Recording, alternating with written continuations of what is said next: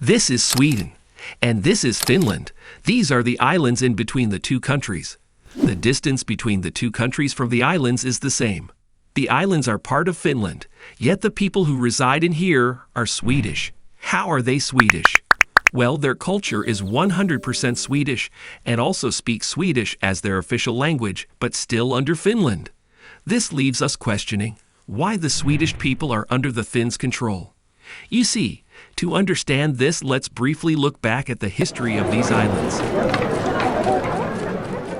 The Åland Islands are an autonomous region within Finland that historically wanted to join Sweden, and its desire to join Sweden led to the islanders organizing a referendum.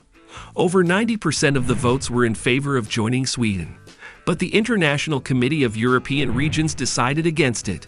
These islands are unique, strategically located on the crossroads of the Gulf of Bothnia, Gulf of Finland, and the Baltic Sea. The waters connect to important cities, and whoever controls the islands has a strong military advantage.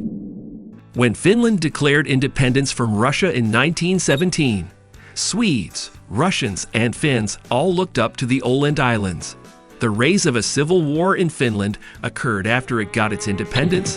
The socialist Red and the anti-communist Whites were fighting for control over the country. But still, the Russians also had troops on the islands.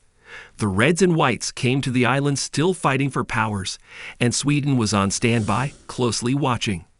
The islanders were in an uncomfortable position of being in this situation of fighting for powers. Then Sweden sent a peacekeeping force to the islands, and it managed to seize the Åland Islands. The Swedes made international news, and this just worsened the situation. Finland then asked the German Navy for help. In less than a week, the German troops withdrew the Swedes off the island.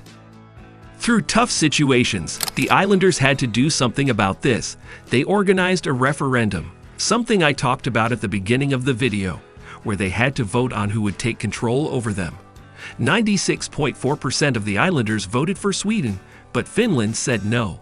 What Finland did was to offer the island to become an autonomous province within Finland, but also the islanders said no.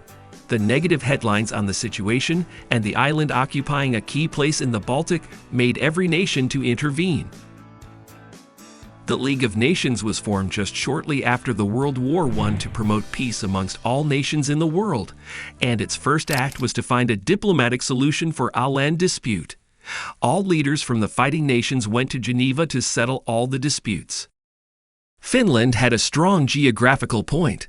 It presented that the islands continuously join with Finland's mainland, yet there are deep waters that separate the island from Sweden, therefore the islands should remain within Finland. Sweden was standing on the controversy made by the people within the island, which was against the Finnish rule. But finally, Finland won.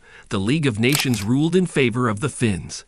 All troops on the island were forbidden. Russians, Swedes, and Finns all had to retreat, and it remained a no-man's land within Finland, and they were guaranteed autonomy. The Finns were also allowed to guarantee the population. Islanders could maintain their Swedish cultural customs and norms, and also Swedish as their official language. And this was the laid foundation of the Åland Island we know today. The Åland Island is composed of 300 habitable islands, 80 of which are inhabited and the rest are rocks. Subdivided into 16 municipalities, and about 90% of the population live in the Åland capital, Mariehamn, which is the largest island as well. The total population of the Ålanders is 30,000 as of 2022.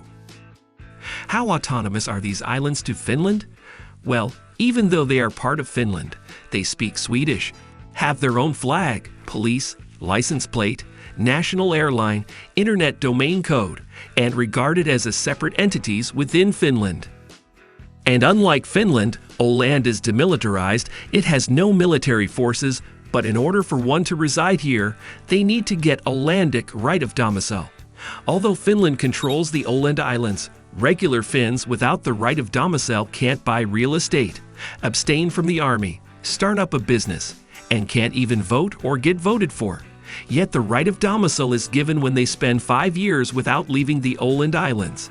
And the non-Finns who wish to get in Åland also need to obtain Finnish citizenship than the language requirements. Regarding the European Union, As Åland is part of Finland and Finland is part of the EU, Åland is in the EU. With the right of domicile, restricting only Finnish citizenship, 5 years of residence, and also having the knowledge of Swedish to leave and work. And also the islands remain outside the EU's VAT area and not inclusive for its common rules and regulations to turnover taxes, exercise tax duties, and indirect taxation. Åland is the world's only Swedish-speaking region that's part of Finland, but acts independent. But all in all, the diplomatic solution back then led to its unique structure of governance today.